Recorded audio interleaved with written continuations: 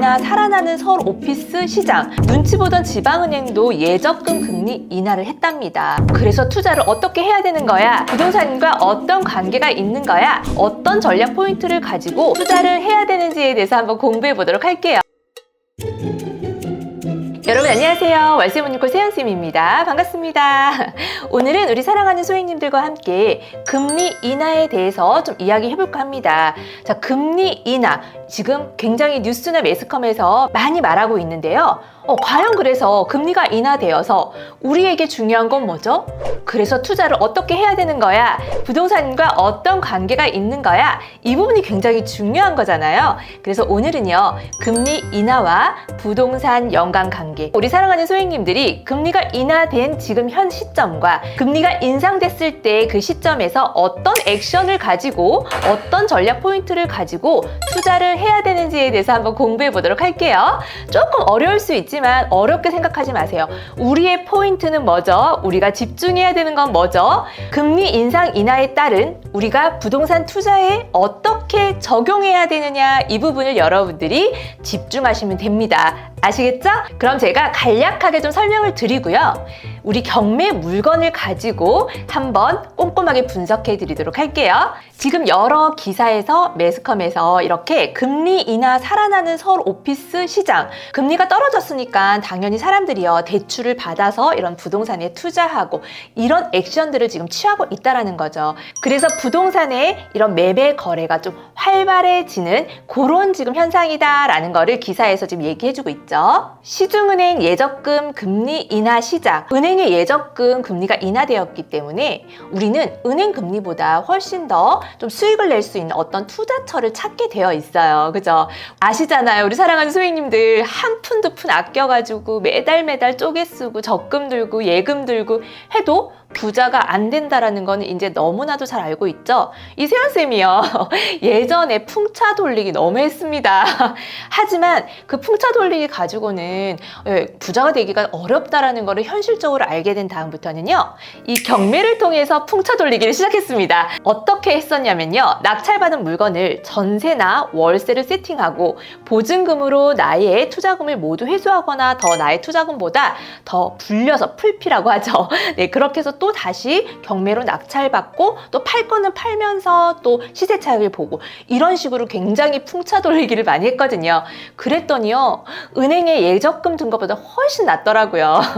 자, 그 다음 보겠습니다. 눈치 보던 지방은행도 예적금 금리 인하를 했답니다. 지방까지도 이제는 금리 인하가 되었다라는 거죠. 결론적으로 금리는 돈의 가치를 이야기하는 거거든요. 금리가 떨어지면 돈의 가치 또한 굉장히 떨어지는 거고요. 금리가 올라가면 돈의 가치 또한 따라서 올라가는 거죠. 결론적으로 금리 인하가 되면은요, 고용도 증가가 돼요. 사람들이 예전보다 소비를 원활하게 할 수 있잖아요. 그렇기 때문에 고용도 증가하고 사람들의 소득도 증가가 되고요. 그래서 소비 진작 현상도 일어나는 거죠. 그래서 결론적으로는 투자가 좀 증가한다라고 여러분들이 생각하시면 될 것 같아요. 여러분도 그렇게 생각하지 않나요? 그러면 금리와 부동산의 연관 관계는 과연 어떤 관계가 있을까요? 지금 그래프를 보시면은요, 2021년 10월부터 2022년도 11월까지 계속적으로 금리가 인상되는 현상이 있었죠. 저희 다 겪어봤잖아요. 굉장히 힘드신 분들도 계셨을 텐데요. 2021년 10월부터 2022년도 11월까지 매매 가격 지수 변동은 과연 어떻게 되었을까요? 자, 볼게요. 금리가 인상되면서 매매 가격 지수 변동률이 굉장히 이렇게 떨어지죠. 제가 2022년 12월 달에 유튜브 영상에서 지금 최저점 바닥을 찍었습니다. 여러분 지금 빨리 경매를 시작해서 얼른 돈 버세요 라고 유튜브 굉장히 많이 찍었어요. 그죠? 딱 그 현상이죠. 자, 2022년도 그래서 12월까지 거의 후반기까지 굉장히 부동산 시장이 안 좋았습니다. 굉장히 하락을 했었죠. 그리고 나서 금리가 서서히 좀 안정이 되면서 이렇게 그래프가 올라가는 거 보이시죠? 매매 가격 지수 변동률이 올라가는 거죠. 고로 금리와 부동산은 굉장히 반비례적인 현상을 보이고 있다는 것을 우리가 알 수 있어요. 금리는 굉장히 투자 지표에 있어서 중요한 역할을 하고 있거든요. 하지만 우리 사랑하는 소액님들, 저희 어때요? 소액이잖아요. 그쵸? 우리는 소액이라는 걸 굉장히 잊어버려서는 안 됩니다. 저희가 하락장일 때 사람들이 많이 움츠러들었기 때문에 우리 사랑하는 소액님들 또 소액을 가지고 굉장히 또 전투적으로 우리가 했습니다. 그때 나팔나팔 하면서 그래도 지금 못지않게 수익이 굉장히 좋았어요. 오히려 경쟁률도 굉장히 낮았고요. 그래서 제가 드리고 싶은 말은요. 어떤 시장에서든 우리 사랑하는 소액님들은 흔들려서는 안 된다라는 거예요. 우리 이미 다 겪어왔잖아요. 그때 못했기 때문에 지금도 못하고 있는 거고, 그때 못했기 때문에 지금 그때와 별다른 삶을 살지 않는다라는 거, 별다른 변화가 없다라는 거 이미 아시잖아요. 그죠? 그러면 하락장일 때 낙찰받은 물건을 가지고 그 시세를 한번 알아보도록 하겠습니다. 부산 북구에 있는 한 아파트인데요. 여러분, 부산 북구 좋나요? 그것도 구포예요. 주소가 구포인데요. 그렇게 뭐 좋은 지역이라고 말하기 너무너무 어렵죠. 네, 감정가 1억 2,770만 원이고요. 최저가 8,172만 8천 원. 낙찰가가 8,329만 9,990원이에요. 네, 물론 감정가는 시세가 아니기는 하지만 낙찰가율 자체가 65.23%네요. 매각 일자를 보니까 2022년 12월 29일 최저점을 찍었던 시점이죠. 층수가 동일한 실거래가를 한번 제가 찾아봤어요. 그랬더니 1억 1,600만 원으로 거래가 되었어요. 물론 거래가 많지는 않지만 그래도 시세 자체는 1억이 넘는 거죠. 이분이 얼마에 낙찰을 받았나요? 8,329만 9,900원으로 낙찰을 받았죠. 그냥 우리가 뭐 세금이나 이런 거 계산하지 않더라도요. 3,270만 원이나 저렴하게 낙찰을 받게 된 거죠. 소액이잖아요. 1억도 안 하는. 그죠? 괜찮지 않나요? 다음 물건 보도록 할게요. 부산은 또 너무 아랫지방이니까 대전 정도 어떠세요? 대전에 있는 아파트입니다. 감정 가격이요. 2억 7,500만 원. 한번 유찰되어서 1억 9,250만 원인데요. 자, 낙찰을 2022년 10월 11일 날 낙찰이 된 물건입니다. 물론 굉장히 하락장이었죠. 낙찰가가요. 2억 220만 원으로 해서 감정가 대비 75.53%로 낙찰이 되었네요. 네이버 부동산의 실거래가를 한번 확인해 볼게요. 네, 2022년도 10월 달에 낙찰받은 물건이기 때문에 제가 2023년 3월 정도에 실거래가 찍힌 걸 봤더니요. 2억 4천, 2억 3천으로 실거래가가 찍혔습니다. 그전에는 더 시세가 2억 7,500까지, 2억 7천, 2억 9천까지도 됐네요. 자, 최저 금액으로 봐도 2억 3천이잖아요. 그러면 우리가 이 시세 차익이 얼마가 나죠? 2,780만 원이라고 하는 시세 차익이 나는 거예요. 그것보다 저렴하게 낙찰을 받았다라는 거죠. 어때요, 여러분? 여러분들이 하락장이라고 움츠리고 있었을 때 누군가는 이렇게 어느 시기보다도 훨씬 더 수익을 많이 내고 있었다라는 거예요. 그죠? 그래서 항상 저는 제 자산을 불리고 부자가 되기 위해서 어떤 노력을 했냐면 이런 뭔가 금리 인상, 금리 인하에 초점을 맞추지 않고요. 그래서 나는 어떻게 해야 되지? 그래서 나는 지금 어떤 액션을 취하고 투자 전략을 어떻게 세워야 할까? 오히려 투자를 오랫동안 하다 보니까 이런 뭔가 남들이 움츠려드는 이런 시장이 더 반가울 때가 있더라고요. 그래서 우리 사랑하는 소액님들도 너무 겁먹지 마시고 대신에 굉장히 정확하게 하셔야 됩니다. 그냥 남들이 막 갭 투자해야 된대, 뭐 1,000만 원이면 산대, 갭이 적어서 뭐 1억으로 10개 살 수 있어, 이렇게 무분별하게 막 투자라는 거는 절대 아닙니다. 네, 그렇게 하시면 큰일 나요. 정말 큰일 나요. 하지만 내가 이 소액을 가지고 빠르게 수익을 낼 수 있는 이런 전략과 방법을 반드시 공부하셔야 된다는 거죠. 만약에 투자금이 조금 더 여유가 있으신 분들 있죠. 이런 분들 같은 경우에는 진짜 이 하락장, 금리가 높을 때 정말 전투적으로 하셔야 돼요. 이럴 때는 지역이 좋고 입지가 좋고 이런 물건으로 좀 전략을 잡으셔서 보유하시는 것도 저는 괜찮을 것 같아요. 그러면 한번 그런 물건을 찾아볼까요? 서울 중구에 있는 아파트인데요. 서울이잖아요. 그죠? 비싸겠죠? 감정가 17억 1천만 원, 한번 유찰이 되어서 13억 6,800만 원. 비쌉니다. 매각 기일은 2023년도 4월 25일이고요. 낙찰자가요. 13억 6,822만 원으로 낙찰을 받았네요. 근데 2023년도 초반이기 때문에 그렇게 최저점을 찍은 2022년도 후반보다는 상승 곡선을 조금 타고 있습니다. 그죠? 잘 보세요. 낙찰받은 날이 2023년도 4월이었잖아요. 2023년도 4월인데 5월 달에 15억 올라갑니다. 네, 올라갑니다. 이렇게 서울이나 입지가 좋은 아파트들은요. 보유하시면 됩니다. 자, 2024년 10월에 17억 5천까지.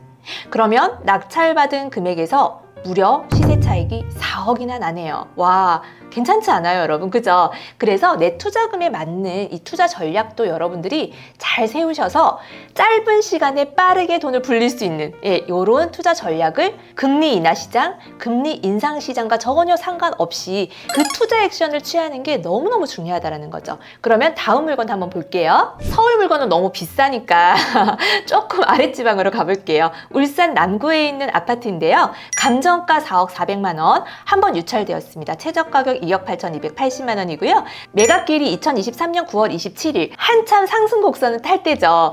자, 낙찰가가요 3억 1,513만 원이네요. 자, 이 물건 한번 보도록 할까요? 2023년도 9월에 낙찰을 받았잖아요. 네, 요 시즌이죠. 그런데 지금 현재 3억 후반대까지 올라왔네요. 울산에서는 입지가 나쁘지 않은 아파트거든요. 만약에 이런 아파트도 보유를 한다면 뭐 7천에서 8천 정도 수익을 낼 수 있는 그런 물건이죠. 왜냐하면 낙찰가가 3억 1,513만 원, 3억 초반대인데 지금은 3억 후반대잖아요. 그렇죠? 네, 그래서 이런 물건들도 여러분들이 좀 하락장 때 또는 살짝 올라가는 시즌에 낙찰을 받고 보유하는 것도 괜찮습니다. 앞에 서울과 울산 아파트를 한번 봤어요. 근데 우리 사랑하는 소행님들 마음이 불편하실 거예요. 역시 입지가 좋은 곳, 좀 보유할 만한 아파트는 비싸구나.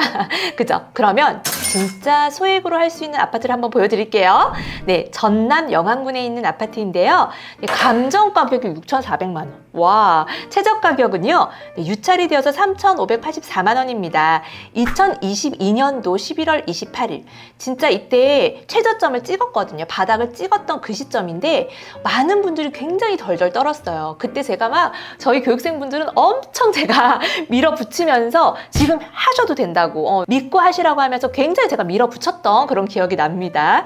낙찰가는요 3,900만 원입니다. 네이버 부동산의 실거래가를 한번 찾아봤는데요. 2022년도 12월 달에 낙찰 받았죠. 만약에 한 3월 정도 경에 매도를 하셨다면 이분은 5천만 원대 이상으로 지금 실거래가가 뜨고 있습니다. 최대 6천만 원까지. 하지만 뭐 수리가 안 됐다 하더라도요. 5,300, 5,800 요 정도로 이제 거래가가 찍혀 있기 때문에 1,300만 원 정도는 최소 시세 차익을 봤던 물건이고요. 만약에 이런 물건을 오랫동안 지금까지 보유를 한다면 6천만 원 초반으로 시세가 형성이 되어 있어요.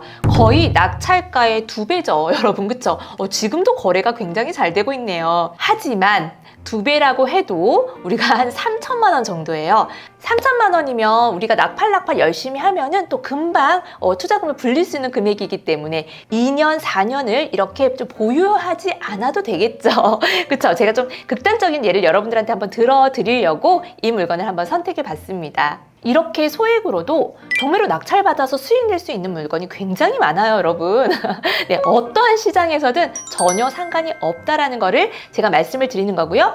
단 아무거나 하시면 안 되죠. 반드시 수익이 날 수 있는 물건을 내가 잘 선택해서 또 낙찰가도 잘 내가 정해서 반드시 안전하고 정확한 수익을 낼 수 있는 물건을 잘 찾고 시세조사도 정확하게 해서 내가 정확하게 입찰에 들어가야 된다는 거, 이 부분 명심하셨으면 좋겠습니다. 그래서 금리가 인하되었던 인상되었던 부동산 시장이 하락장이든 상승장이든 저희는 무조건 수익을 낼 수 있는 방법을 찾고 무조건 실행하고 도전한다. 오늘 이 세연쌤이 우리 사랑하는 소행님들에게 좀 드리고 싶은 메시지였습니다. 자, 그래서 여러분들 너무 경제 공부하지 마시고요.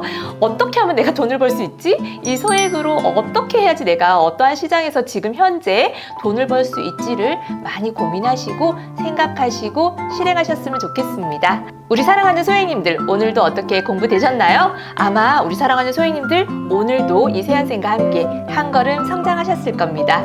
자, 그러면 우리 용기 내고 도전하고 꾸준히 함께 하자고 힘차게 화이팅 외치고 마치도록 할게요. 준비되셨나요? 하나, 둘, 셋, 화이팅! 안녕!